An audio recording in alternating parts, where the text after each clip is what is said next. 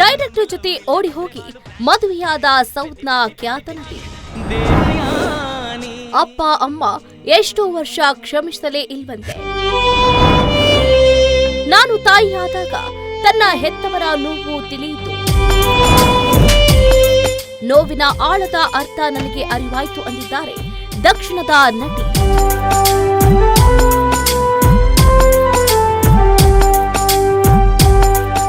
ದೇವಯಾನಿ ಒಬ್ಬ ತಮಿಳು ನಟಿ. ಅವರು ಜೂನ್ 22, 1974ರಂದು ಭಾರತದ ಮುಂಬೈ ಅಂದ್ರೆ ಬಾಂಬೆಯಲ್ಲಿ ಜನಿಸಿದ್ರು. ಅವರ ನಿಜವಾದ ಹೆಸರು ಸುಷ್ಮಾ.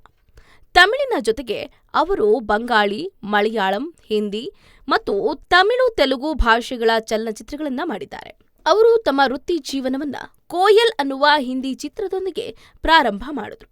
ನಂತರ ಕೆಲವು ಮಲಯಾಳಂ ಚಿತ್ರಗಳು ರದ್ದಾದವು. ಒಂದು ಭಾಗದಲ್ಲಿ ಅನು ಹಾಸನ್ ಅವರನ್ನ ಸಂದರ್ಶಿಸಿದಾಗ ಅವರು ಹೇಳಿದರು, ನನ್ನ ಮೊದಲ ಚಿತ್ರ ಹಿಂದಿ ರದ್ದಾಯ್ತು ಅಂತ ತಿಳಿದಿದ್ದ ನನ್ನ ಸ್ನೇಹಿತ ಅದು ಚೆನ್ನಾಗಿತ್ತು ಅಂತ ಹೇಳಿದ್ರು. ಅವರು ನಕ್ರು. ಅವರ ಮೊದಲ ತಮಿಳು ಚಿತ್ರ ತೊಟ್ಟ ಚಿನುಂಗಿ ಅಲ್ಲಿ ಅವರು ಇಲ್ಲಿಯವರೆಗಿನ ಏಕೈಕ ಗ್ಲಾಮರಸ್ ಪಾತ್ರವನ್ನ ನಿರ್ವಹಿಸಿದ್ದಾರೆ. ಅಜಿತ್ ಎದುರು ನಟಿಸಿದ ಕಾದಲ್ ಕೊಟ್ಟೆ ಚಿತ್ರದಲ್ಲಿ ಅವರಿಗೆ ದೊಡ್ಡ ಯಶಸ್ಸು ಸಿಕ್ತು. ಈ ಚಿತ್ರ ಸೂಪರ್ ಹಿಟ್ ಆಗಿ ಕಾಲಿವುಡ್ನಲ್ಲಿ ಅಗ್ರ ನಾಯಕಿಯಾಗಿ ಮತ್ತು ದಕ್ಷಿಣ ಭಾರತೀಯ ಚಿತ್ರರಂಗದಲ್ಲಿ ಅತ್ಯಂತ ಯಶಸ್ವಿ ನಟಿಯಾಗಿ ಹೊರಹೊಮ್ಮಿದ್ರು. ಕಾದಲ್ ಕೊಟ್ಟೈ ನಂತರ ಬೆತ್ತಲೆ ಬಟ್ಟೆ ಧರಿಸಿದ ಆಧುನಿಕ ನಾಯಕಿಗಿಂತ ಭಿನ್ನವಾಗಿ ದೇವಯಾನಿ ಸೀರೆ ಉಟ್ಟ ಸದ್ಗುಣಶೀಲ ಕುಟುಂಬ ಆಧಾರಿತ ಮಹಿಳೆಯಾಗಿ ಪರದೆಯ ಮೇಲೆ ಕಾಣಿಸಿಕೊಂಡಿದ್ದಾರೆ. ಮೆಗಾ ಸೀರಿಯಲ್ ಕೋಲಂಗಲ್ನ ಯಶಸ್ಸಿನ ನಂತರ ಅವರು ತಮಿಳುನಾಡಿನಲ್ಲಿ ವರ್ಚುವಲ್ ಕಲ್ಟ್ ಫಿಗರ್ ಆಗಿದ್ದಾರೆ. ಇದರಲ್ಲಿ ಅವರು ಹಿರಿಯ ಮಗಳು ಅಭಿನಯ ಪಾತ್ರವನ್ನು ನಿರ್ವಹಿಸಿದ್ದಾರೆ. ಕೋಲಂಗಲ್ ತಮಿಳು ದೂರದರ್ಶನ ಉದ್ಯಮದಲ್ಲಿ ಇದುವರೆಗಿನ ಅತ್ಯುತ್ತಮ ಧಾರಾವಾಹಿ ಅಂತ ವಾದಿಸಬಹುದು ಮತ್ತು ಇದುವರೆಗೆ ಯಾವುದೇ ತಮಿಳು ಧಾರಾವಾಹಿಗೆ ಅತಿ ಹೆಚ್ಚು ವೀಕ್ಷಕರನ್ನ ಹೊಂದಿದೆ. ಅವರು ಕಾದಲ್ ಕೊಟ್ಟೈ ಮತ್ತು ಸೂರ್ಯವಂಶಂಗಾಗಿ ತಮಿಳುನಾಡು ಸರ್ಕಾರದ ಅತ್ಯುತ್ತಮ ನಟಿ ಪ್ರಶಸ್ತಿಯನ್ನ ಗೆದ್ದಿದ್ದಾರೆ. ಕುಟುಂಬ ಮತ್ತು ವೈಯಕ್ತಿಕ ಜೀವನ. ದೇವಯಾನಿ ಮುಂಬೈ ವಿಶ್ವವಿದ್ಯಾಲಯದ ರಾಷ್ಟ್ರೀಯ ಕಾಲೇಜಿನಲ್ಲಿ ಬಿಕಾಂ ಅಧ್ಯಯನ ಮಾಡಿದರು. ದೇವಯಾನಿ ತಮಿಳು, ಇಂಗ್ಲಿಷ್, ಹಿಂದಿ, ಮರಾಠಿ, ಗುಜರಾತಿ, ತೆಲುಗು ಮತ್ತು ಮಲಯಾಳಂ ಮಾತನಾಡುವ ಬಹುಭಾಷಾ ಪಂಡಿತೆ. ಅವರ ತಂದೆಯ ಹೆಸರು ಜಯದೇವ್ ಮತ್ತು ಅವರ ತಾಯಿಯ ಹೆಸರು ಲಕ್ಷ್ಮಿ. ಅವರಿಗೆ ಮಯೂರ್ ಮತ್ತು ನಕುಲ್ ಅನ್ನುವ ಇಬ್ಬರು ಸಹೋದರರಿದ್ದಾರೆ. ಅವರು ಏಪ್ರಿಲ್ 9, 2001ರಂದು ಚೆನ್ನೈ ಬಳಿಯ ತಿರುತ್ತಣಿಯಲ್ಲಿರುವ ದೇವಸ್ಥಾನದಲ್ಲಿ ನಿರ್ದೇಶಕ ರಾಜ್ಕುಮಾರನ್ ಅವರನ್ನ ವಿವಾಹ ಆದರು. ದೇವಯಾನಿ ಮೊದಲು ತನ್ನ ಪತಿಯನ್ನ ಭೇಟಿಯಾದದ್ದು ವಿಕ್ರಮನ್ ನಿರ್ದೇಶನದ ಸೂರ್ಯವಂಶಂ ಚಿತ್ರದಲ್ಲಿ ನಟಿಸುತ್ತಿದ್ದಾಗ. ಅವರ ಪತಿ ರಾಜ್ಕುಮಾರನ್ ಸಹಾಯಕ ನಿರ್ದೇಶಕರಾಗಿದ್ದಾಗ ರಾಜ್ಕುಮಾರನ್ ಅವರ ಮೊದಲ ಚಿತ್ರ ನೀ ವರುವೈ ದಲ್ಲಿ ಅವರು ನಾಯಕಿಯಾಗಿದ್ರು. ವಿನುಕುಂ ಮಣ್ಣುಕ್ಕುಂ ಚಿತ್ರದಲ್ಲಿ ಅವರು ಮತ್ತೊಮ್ಮೆ ನಾಯಕಿಯಾದರು. ಇದರಲ್ಲಿ ಅವರು ದೇವಯಾನಿ ಅನ್ನುವ ನಟಿಯ ಪಾತ್ರವನ್ನ ನಿರ್ವಹಿಸಿದರು. ಜನವರಿ 10, 2006ರಂದು ಈ ದಂಪತಿಗೆ ಎನಿಯಾ ಅನ್ನುವ ಮಗಳು ಕೂಡ ಜನಿಸಿದ್ಲು. ಚೆನ್ನೈನಲ್ಲಿ ತನ್ನ ಮೊದಲ ದೊಡ್ಡ ಹಿಟ್ ಚಿತ್ರದ ನಂತರ ಅವರು ಇತ್ತೀಚೆಗೆ ಕಾದಲ್ ಕೊಟ್ಟೈ ಅನ್ನುವ ಮನೆಯನ್ನ ನಿರ್ಮಿಸಿದರು. ದೇವಯಾನಿ ಸಸ್ಯಾಹಾರಿ ಮತ್ತು ಮಾಂಸಾಹಾರಿ ಎರಡೂ ಅಡಿಗೆಗಳಲ್ಲಿ ಪರಿಣಿತಿಯನ್ನ ಹೊಂದಿದ್ದಾರೆ ಮತ್ತು ಅವರ ನೆಚ್ಚಿನ ಖಾದ್ಯ ಮದ್ರಾಸ್ 69 ಜನಪ್ರಿಯ ನಟಿ ರೋಜಾ ಮತ್ತು ಮೀನಾ ಅವರ ಆಪ್ತ ಸ್ನೇಹಿತರು.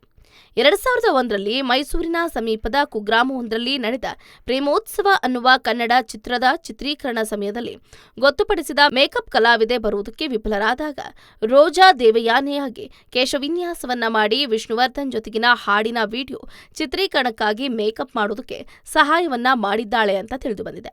ಹೌದು, ಈ ದೇವಯಾನಿ ಮಲಯಾಳಿ ಪ್ರೇಕ್ಷಕರಿಗೆ ಚಿರಪರಿಚಿತ ನಟಿ. ಕಾಲಿವುಡ್ನಲ್ಲೂ ಈ ನಟಿ ತುಂಬಾ ಫೇಮಸ್. ಬಾಲಿವುಡ್ ಚಿತ್ರ ಗೋಯಲ್ ಮೂಲಕ ನಟನೆಗೆ ಪಾದಾರ್ಪಣೆ ಮಾಡಿದ ಈ ನಟ ನಂತರ ಮಲಯಾಳಂ ಮತ್ತು ತಮಿಳು ಜೊತೆಗೆ ಬಂಗಾಳಿ ಹಾಗೆ ಹಿಂದಿ ಚಿತ್ರಗಳಲ್ಲಿ ನಟಿಸಿದ್ದಾರೆ. ಮಲಯಾಳಂನಲ್ಲೇ 15ಕ್ಕೂ ಹೆಚ್ಚು ಚಿತ್ರಗಳಲ್ಲಿ ದೇವಯಾನಿ ನಾಯಕಿಯಾಗಿ ನಟಿಸಿದ್ದಾರೆ. ದೇವಯಾನಿ ಅನ್ನುವ ನಾಯಕಿ ಆ ಕಾಲದ ಎಲ್ಲಾ ಹಿಟ್ ಚಿತ್ರಗಳಲ್ಲಿ ನಿರಂತರವಾಗಿ ಕಾಣಿಸಿಕೊಳ್ತಿದ್ರು. ಕತಿಲ್ ಒರು ಕಿನ್ನರಂ, ಮಿಸ್ಟರ್ ಕ್ಲೀನ್, ಕಕ್ಕೈಕುಂ, ಪೂಚಿಕ್ಕುಂ ಕಲ್ಯಾಣಂ, ಸುಂದರ ಪುರುಷ್, ಬ್ಯಾಲೆಟ್ಟನ್, ನರನ್ ಮುಂತಾದವು ತಾರೆಯರ ಕೆಲವು ಹಿಟ್ ಚಿತ್ರಗಳು ಅಂತಾನೆ ಹೇಳ್ಬೋದು. ಈ ನಟಿ ಪ್ರಸ್ತುತ ತಮಿಳು ಕಿರುತೆರೆಯಲ್ಲಿ ಹಲವು ಪಾತ್ರಗಳನ್ನು ನಿರ್ವಹಿಸಿದ್ದಾರೆ. ನಟಿಯ ನಟನೆಯಂತೆಯೇ ಅವರ ವೈಯಕ್ತಿಕ ಜೀವನವೂ ಒಂದು ಕಾಲದಲ್ಲಿ ಚರ್ಚಾಸ್ಪದ ವಿಷಯವಾಗಿತ್ತು. ಇದಕ್ಕೆ ಪ್ರಮುಖ ಕಾರಣ ನಟಿಯ ಮದುವೆ. ದೇವಯಾನಿಯ ಪತಿ ನಿರ್ದೇಶಕ ರಾಜ್ಕುಮಾರನ್ ಅವರಿಬ್ಬರ ನಡುವಿನದು ಪ್ರೇಮ ವಿವಾಹ ಅಷ್ಟೇ ಅಲ್ಲದೆ ಅವರು ಹೋಗಿ ವಿವಾಹ ಆದ್ರು ಅನ್ನೋದು ಗಮನಾರ್ಹ. ಈಗ ದೇವಯಾನಿ ತನ್ನ ಮದುವೆಗೆ ಕಾರಣವಾದ ಸಂದರ್ಭಗಳ ಬಗ್ಗೆ ಮಾತಾಡಿದ್ದಾರೆ. Tamil YouTube channel behind Woods ಟಿವಿಗೆ ನೀಡಿದ ಸಂದರ್ಶನದಲ್ಲಿ ನಟಿ ಈ ವಿಷಯವನ್ನ ಬಹಿರಂಗಪಡಿಸಿದ್ದಾರೆ. ನಾನು ಸೂರ್ಯವಂಶಂ ಚಿತ್ರದ ಸ್ಥಳದಲ್ಲಿ ರಾಜ್ಕುಮಾರನ್ ಸರ್ ಅವರನ್ನ ಭೇಟಿಯಾದೆ. ಆ ಸಮಯದಲ್ಲಿ ಅವರು ಸಹಾಯಕ ನಿರ್ದೇಶಕರಾಗಿದ್ದರು.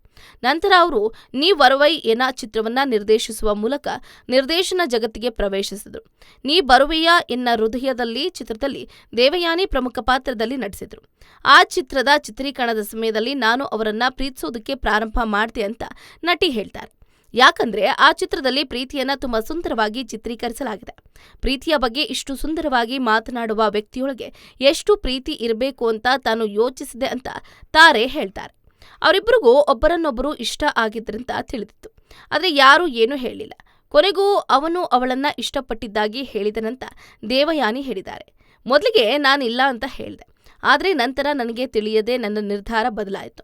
ನನಗೆ ಆ ಧೈರ್ಯ ಎಲ್ಲಿಂದ ಬಂತು ಅಂತ ಇನ್ನೂ ಗೊತ್ತಿಲ್ಲ. ನಾನು ನಿರ್ಧಾರ ತೆಗೆದುಕೊಳ್ಳಬೇಕಾದ ಹಂತಕ್ಕೆ ಬಂದಾಗ ನಾನು ಅವನೊಂದಿಗೆ ವಾಸಿಸುವುದಕ್ಕೆ ನಿರ್ಧರಿಸಿದೆ ಅಂದಿದ್ದಾರೆ. ನನ್ನ ತಂದೆ ಮತ್ತು ತಾಯಿಯ ಅನುಮತಿ ಇಲ್ಲದೆ ನಾನು ಎಂದಿಗೂ ಏನನ್ನೂ ಮಾಡಿಲ್ಲ. ಅವರ ಅನುಮತಿ ಇಲ್ಲದೆ ನಾನು ಮಾಡಿದ ಮೊದಲ ಕೆಲಸ ಇದು. ಈ ನಿರ್ಧಾರ ಅವರಿಗೆ ತುಂಬಾ ಬೇಸರ ತರಿಸಿದೆ ಅಂತ ತಿಳಿದಿತ್ತು. ಆದರೆ ಒಂದು ನಿರ್ಧಾರ ತೆಗೆದುಕೊಳ್ಳಲೇಬೇಕಾಗಿತ್ತು. ಬಹುಶಃ ಅದು ವಿಧಿಯಾಗಿರಬಹುದು. ಇಲ್ದಿದ್ರೆ ನಾನು ತಮಿಳುನಾಡಿಗೆ ಯಾಕೆ ಬರಬೇಕು? ಮುಂಬೈನಲ್ಲೇ ಇದ್ದರೆ ಸಾಕಾಗಿತ್ತು. ದೇವಯಾನಿ ಈ ವ್ಯಕ್ತಿಯನ್ನ ಮದುವೆ ಆಗುವುದಾಗಿ ಮೊದಲೇ ಬರೆದಿಟ್ಟಿರಬಹುದು ಮತ್ತು ಮದುವೆ ಹೀಗೆ ಆಗತ್ತೆ ಅಂತ ಇರಬಹುದು ಅಂತ ಹೇಳಿದ್ದಾರೆ. ನನಗೆ ಮೊದಲ ಮಗುವಾದಾಗ ನನ್ನ ಹೆತ್ತವರು ಸುಮ್ಮನೆ ಇರ್ತಾರೆ ಅಂತ ನಾನು ಭಾವಿಸಿದ್ದೆ. ಆದರೆ ಈ ದ್ವೇಷ ವರ್ಷಗಳ ಕಾಲ ನಡೀತು. ಅವರ 2ನೇ ಮಗಳು ಜನಿಸಿದ ವರ್ಷಗಳ ನಂತರ ಅವರು ಕೊನೆಗೂ ನನ್ನೊಂದಿಗೆ ಮಾತಾಡೋದಕ್ಕೆ ಪ್ರಾರಂಭ ಮಾಡಿದ್ರು. ಮೊದಲಿಗೆ ನನ್ನ ತಾಯಿ ನನ್ನ ಮಗುವನ್ನ ನೋಡೋದಕ್ಕೆ ಬರಲಿಲ್ಲ ಅಂತ ನನಗೆ ಬೇಸರ ಆಯಿತು. ಆದರೆ ನನ್ನ ಗಂಡನ ಪ್ರೀತಿ ಮತ್ತು ಬೆಂಬಲ ತುಂಬಾ ಇತ್ತು. ಅವನು ನನಗೆ ನನ್ನ ಹೆತ್ತವರನ್ನ ಮಿಸ್ ಮಾಡ್ಕೊಳ್ಳೋದಕ್ಕೆ ಬಿಡಲೇ ಇಲ್ಲ. ನನ್ನ 2ನೇ ಮಗಳು ಜನಿಸಿದಾಗ ನಾನು ಅಲ್ಲಿಗೆ ಹೋಗಿ ಮಾತಾಡೋದಕ್ಕೆ ನಿರ್ಧಾರ ಮಾಡಿದೆ. ಅವರು ಜಗಳ ಆಡ್ತಾರೆ ಅಂತ ನಾನು ಭಾವಿಸಿದೆ. ಆದರೆ ಆ ಪ್ರೀತಿ ಏನೂ ಆಗಿಲ್ಲ. ಅವರು ತುಂಬಾ ಪ್ರೀತಿಯಾಗಿ ಮಾತಾಡಿದ್ರು ಅಂತ ನಟಿ ಹೇಳ್ಕೊಂಡಿದ್ದಾರೆ. ಹೆಚ್ಚಿನ ಸುದ್ದಿಗಳಿಗಾಗಿ ನಮ್ಮ ಚಾನೆಲ್ನ ಸಬ್ಸ್ಕ್ರೈಬ್ ಮಾಡಿ.